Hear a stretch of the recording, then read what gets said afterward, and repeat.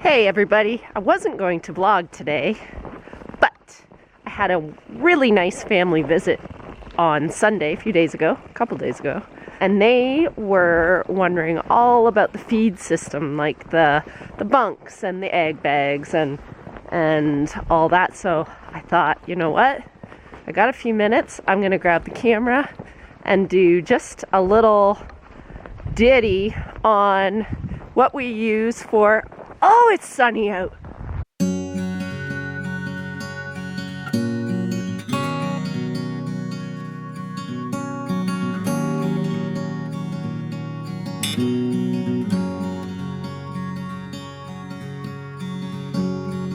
Okay, I'm at the end of my barn here. This big door, this is where my TMR machine is right kind of behind that man door. So it's nice and close, the telehandler. I just use it in and out of the big door. And these are the egg bags. Oh, it's so sunny. I had 3 full bags of first cut. I started the second one probably around Christmas. So it's been going for, well, maybe after Christmas, maybe more like New Year's. It's been a bit now. So I have no idea even what I'm pointing at. I'm gonna turn the camera so you're not looking at me. So this is the first cut bag. I probably started that kind of early January, late December. I had another full 140 foot bag, 140 foot long. All the bags, egg bags on this pad right now are 10 feet in diameter. First cut, another bag of first cut that I finished up. And then on the far side here was a bag of rilage we took off. Very first thing this season. We took that off in early June, and then right before the first cut, and then double planted soybeans behind the rilage. So we just took that as a way for some filler in the feed, just so when we ran out of corn silage, we would have the rilage. I really miss the corn silage in our rations, so if I was to do anything again, it will be continuing to use corn silage, because I do miss that. I can't really put my finger on it, but it's that lactating ration. I really think I'm missing it there. I enjoy actually putting up corn silage. I do not enjoy hay, not even a little bit. So the egg bags were just a way. I mean, the feed is fresh and good. I don't really have a problem with it. As long as you can keep the face of your bunk fresh, it's a really nice way to store feed. As for the barn, we did go with these concrete bunks. And we got them in Ontario. The reason I went with them is the guy that I bought the sheep from originally, he had a barn full of these. So we took what he had at a really good price, and then I just got the rest from the company.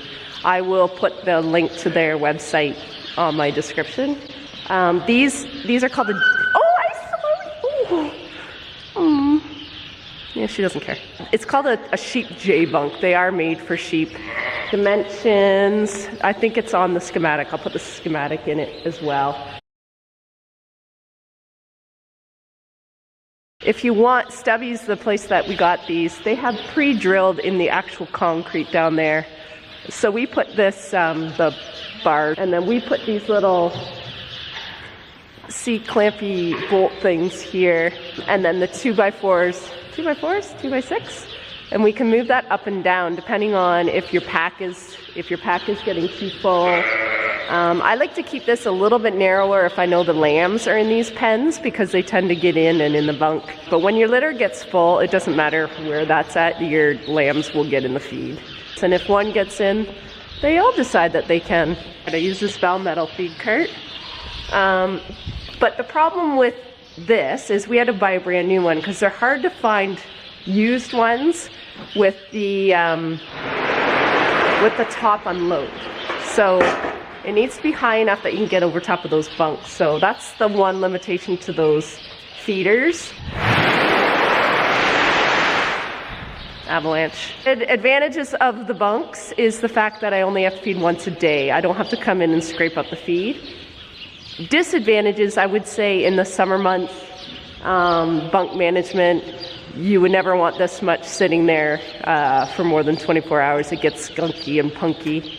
That's kind of what I do here. I'm gonna go across the road and show you how I feed in the finishing barn now.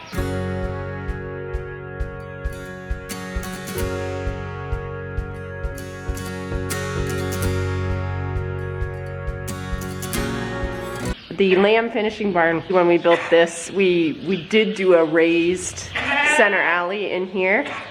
It's pushing my memory as to what everything was. I'm gonna say it was raised about I'm gonna say about a foot, but I could be wrong there. The pens can be divided at 14 feet, every 14 feet. Our C-channel iron here, we lag down to the ground with those concrete legs that you can put in. They kind of suck. They aren't the greatest. Like, if we did it again, we probably should have put stuff right into the concrete, but whatever, we didn't do that. So yeah, a little 4-foot section that we could use as a door for them to come in and out if we're moving them around.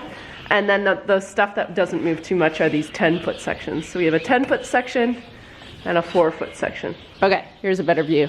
So yeah, this is the 4-foot section. We can take those out. They just slide up and down in that C-channel iron here. So it's 410, 410, 410.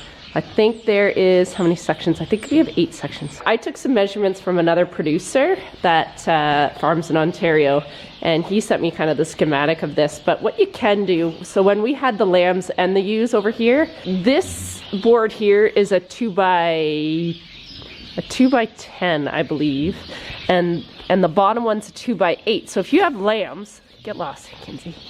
If you have lambs, the 8 was nice because they could reach over easy. But when we had ewes, we would flip this, so this guy would be actually at the bottom. So then there was more of a neck, like a reach for the ewe to get her head over and in. So that's just a way of being able to conform your feeder. If you wanted a lamb feeder or a ewe feeder, you just slide those up.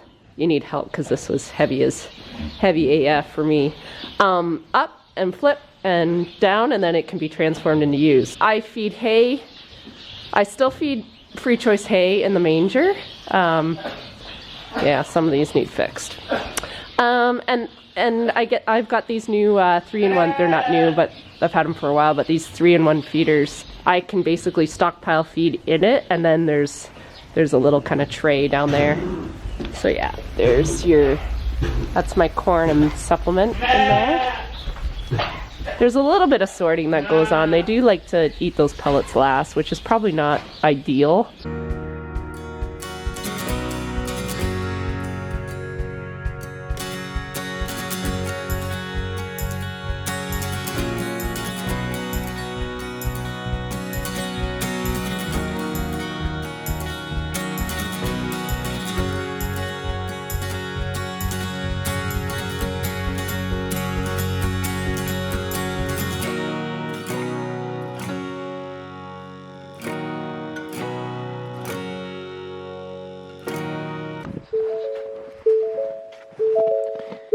Thank you for helping.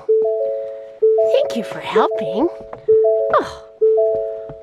Okay, now go sit on your blanket, please. There you go. Those are the feeders. Thank you. Thank you. Thank you for that. That's the way we did it. We kind of learned as we went. Would I change it? Would I change the feeding system? I think if the coverall was built a bit different and we had a big door on both ends, then definitely you could do your big pull behind TMR machine. That was never really in our plan because I basically copied the guy that I got the sheep from. I copied his operation because I didn't know how to build a sheep barn. So, I mean, we learn a lot after the fact. Yeah, and then the old barn, I mean, we made that barn for feeding dry hay and grain. We knew we would never have a TMR set up in there because we knew we would never fit that many sheep. So I guess the size of your flock is a big indicator as to how you want to set up your barn for feeding.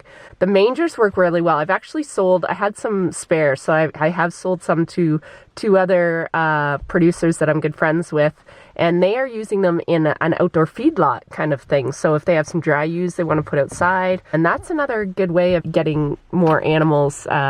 Dry ewes don't have to be in a barn, so you could put them in maybe on a cement pad outside if you have that availability. I find them really versatile. I don't know, but I don't really know any different either, so I'm happy with them. but I do get asked that question a lot, so hopefully that helps. And now I have finished procrastinating enough today. I think I've got all my jobs done, and a vlog that I wasn't planning on doing, all because I don't want to reconcile my books. I'm like, what do I have to... Yeah, I'm reconciling December still. It's February, whatever. No judging. Have a good one.